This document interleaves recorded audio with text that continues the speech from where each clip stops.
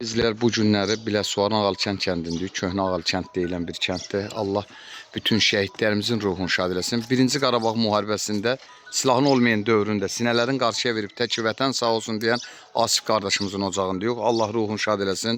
İstərdim ki, elə ocaqda Ağsaqqallıdan söz götürək, ilk sözü. Başla, buyur. Ha, buyur. Tanımadığıma görə başla. Allah rəhmət eləsin şəhidimizi, Asif Abdulov Miraya oğlunun bu günləri il mərasimində toplaşmışıq. Allah can sağlığı versin, onun atası Miraya kişiyə, bizim kəndin ağsaqqalıdır, uzun müddətdir. Kəndin xeyir, şər məclislərində iştirak edir. Bu gün də biz onun həyatına toplaşmışıq, oğlu Asif'in, deyək ki, bütün kəndin oğlu hesab olunur o bu dəqiqə. 94-cü ilin mart ayının hadisələrindən, aprel hadisələrindən sonra, o şəhid olandan sonra o bizim bütün kəndin oğlu hesab olunur. Hər ildə 2 dəfə bizi öz ətrafına toplayır.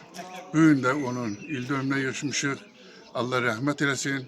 Allah bütün şəhidlərimizi, bütün şəhidlərimizi rəhmət eləsin, qazilərimizə can sağlığı versin. Allah dövlətimizi qorusun. Bir də ki, bir qanlı, qadalı müharibə şəraiti bizim ölkəmizə qədəm qoymasın. Amin. Allah rəhmət eləsin. Çox sağ ol, təşəkkür. Buyur müəllim. Şəhidlərimiz bizim milli dəyərimizdir. Biz də öz milli dəyərlərimiz qarşısında öz vəzifə borcumuzu yerinə yetiririk. Bu həm bizim şəhidlərimizin, həm də xalqımızın qarşısında borcumuzdur ki, onları yad edək, valideynlərinə təsəlli edək. Allah şəhidimizə rəhmət eləsin.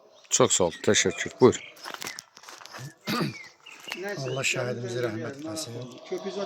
Yerdə qalanlarda da can sağlığı versin. Allah bir daha rəhmət etsin.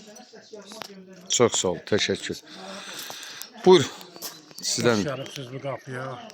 Bizim həm qardaşım da Asif. Allah ruhunu şad eləsin. Allah bütün şəhidlərimizi rəhmət eləsin. Sağ olun, siz də sahib gəldiniz. Borcumuz. Sağ olun. Təşəkkür. Var olasın.